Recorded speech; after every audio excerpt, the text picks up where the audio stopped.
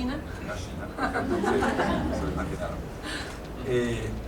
Claro, eran pero estos proyectores para iniciar necesitan una descarga, lo cual las baterías, pues al encender, tomaban con la corriente normal, pero luego, si empezaban a descargarse, el proyector no tenía bastante luz, se ponía en sueño, por ejemplo. Empezaba a soñar, pero se apagaba. No se podía volver a encender. Entonces eso no funcionaba. Entonces de ahí fuera baterías. Y claro, es pensar cómo. Pues volvimos a la solución de base de cables con enrolladores con resorte. Con enroladores. Como en los talleres mecánicos, igual. Y es lo que mejor nos funciona. Olha, a la fin, será impecável.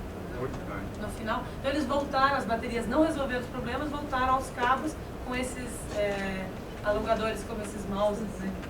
Simplemente para que os imaginéis el tipo de proceso que a lo mejor vamos a intentar buscar soluciones tecnológicas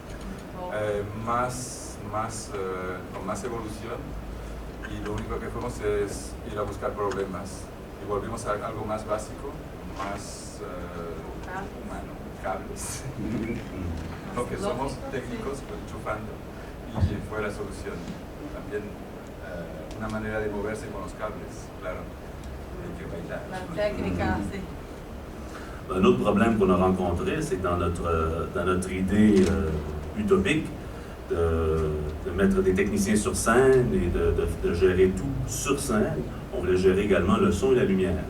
Então, uma outra ideia, né, que o Vincent falou, que às vezes você vai em busca de altas tecnologias, depois volta ao mais básico, né, o que o técnico faz? Plugar fio, então voltar ao básico. E ele disse que um outro problema que eles enfrentaram foi de, como a intenção deles era colocar os técnicos em cena, colocar toda a operação do espetáculo, as vistas do público e em cima do palco, junto com a atuação, eles queriam colocar também a opération da luz et du son no palco. Abandonner l'idée. Alors, en fait, c'est qu'on s'est vite, on a essayé, et je vous jure qu'on a essayé. Donc, il y avait une console, il y avait une régie lumière sur scène, il y avait la régie son sur scène, il y a déjà une partie de la régie qui est sur scène. Opération da luz, do som no palco. Et bon, l'idée c'était de faire ça nos intensités, sonore, lumière. A ideia era trabalhar as intensidades diferentes, som e luz. Et de rouler le show sur scène. E fazer o show todo acontecer, operar todo o show no palco. Et puis on peut vous affirmer que sans personne dans la salle, c'est très très difficile. E ele pode afirmar que sem ninguém na plateia fica bem difícil. Alors, d'où vient justement Philippe? E foi por isso que o Philippe chegou. qui opère tant le son et l'éclairage. 50%. Oui, mais ça c'est vrai, parce qu'il y a un autre élément. Donc, pour pallier en fait à ce problème, ce qu'on a fait, c'est qu'on a fait un lien MIDI entre une régie sur scène et la régie en salle. Olha só, então foi por aí que o Philippe surgiu. Na realidade, o Philippe faz a operação do som e da luz, disse o Henrique, e o Philippe corrigiu. Não, eu faço a operação de metade da luz. E aí ele disse, uma outra solução que a gente encontrou, um outro caminho que a gente encontrou, foi uma ligação, MIDI, né, uma ligação de informação, MIDI. Então uma ligação por cabo de informação, informática, né, do palco para a cabine. Donc, la moitié des éclairages, des effets d'éclairage sont synchronisés sur les vidéos et sur les bandes sonores. Então, a metade da operação da luz é sincronizada com a operação das projeções e a operação sonora que é feita no palco. Et opérée par Danny avec un petit remote en fait sans fil. Olha só. E operada pelo Denis, o guitarrista. Ele é devenu le guitarrista. Então é operada pelo Denis com um controle remoto no palco. Metade da luz. Et ça marche très bien pour nous en fait. E isso funcionou muito bem para eles. Alors, c'est ça. Donc, j'enchaîne avec toi. Moi, Agora eu ligo isso com o quê? Je savais qu'elle allait parler. Ele tinha certeza que ela ia falar. Je vais juste dire qu'on a un temps limite et on pourrait parler pendant une semaine de ce qu'on a vécu avec cette pièce. Mais il faut qu'on parte vers 11h30, 11h45 au tout Donc, on devrait peut-être aussi, s'il y a des gens qui veulent poser des questions. Então, o que a Lucinéia falou é que eles têm um tempo limite, eles têm que sair no máximo ali por 11h30, meio-dia.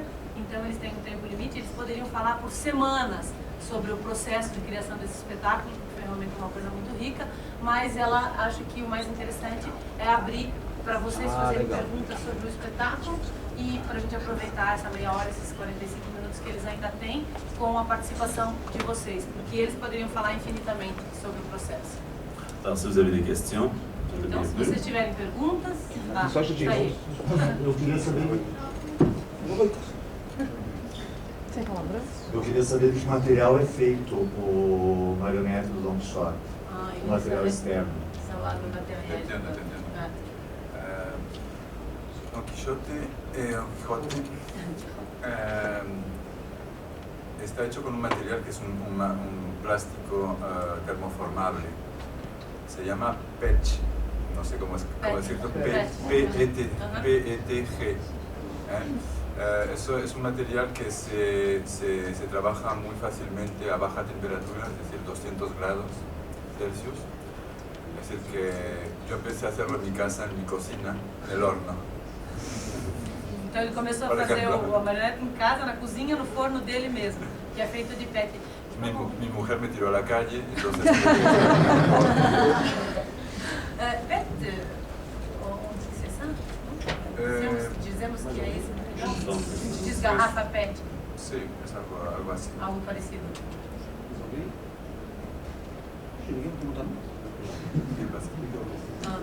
Uma outra pergunta? Estou perguntando que o tecido é seda. Perguntei, ele está perguntando. Se o tecido usado lá é seda, que material é? É seda. É seda. Tem o branco e o preto. Os dois são seda. Queria que você falasse um pouquinho sobre como é essa questão dos ensaios, porque eu sei que é um longo caminho aí, né? Da ideia, da teoria, do que vocês querem, objetivam, até o dia da estreia. Mas o quanto de processo é dispensado durante esses ensaios, fazendo essa ponte, essa ligação entre todo o equipamento material que vocês utilizam e o ator que está em cena de um ano. Não sei se eu fui clara na minha pergunta. Sí, claro. Pues vamos a decir que es un 50% de una parte y de otra. Nosotros podemos, como cualquier persona que trabaja en escenario, tenemos ensayos sin la tecnología, es decir, lo que algunos en teatro llaman una italiana. Nos hemos inventado nuestra italiana, como lo hacen la gente que hace danza también. Entonces, que simulamos que estamos apretando un botón o que estamos moviendo, bailando con un proyector de vídeo. Je vais traduire un peu la question. C'est qu'elle a demandé un peu comment c'était la distribution de la quantité de répétition, comment vous faisiez la répétition avec tout l'équipement technique et le côté danse, le côté genre. Donc, dansant. Donc, ce qu'il a dit, on fait semblant parfois. Là, on appuie un bouton. Effectivement, c'est pour répéter. Et les techniciens, ils répétaient comme si c'était des danseurs, des acteurs. Ouais. Então, eu traduzi a questão da Jeane, né? E aí fiz uma pergunta em cima.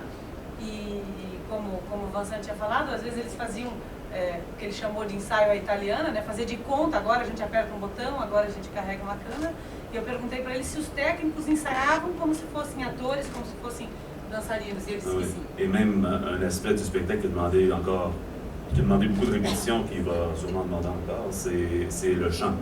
En fait, parce qu'il n'y a pas vraiment de chanteur professionnel dans la troupe. Et alors, évidemment, pour faciliter les choses, Dulcinée choisit du Kurt Weill. Donc, c'est à peu près le plus compliqué que tu peux trouver. Então, o que eles disseram que um pedaço do espetáculo que exigiu muito ensaio e vai exigir ainda, porque eles continuam ensaiando, é a parte do canto, porque não é muito fácil achar técnicos que cantem. Então aí eles tiveram que ensaiar muitas coisas, e aí as escolhas das músicas também foram um pouco em cima das habilidades possíveis de serem desenvolvidas com esses técnicos para que eles cantem. Donc ça, c'était des exemples en fait de sessions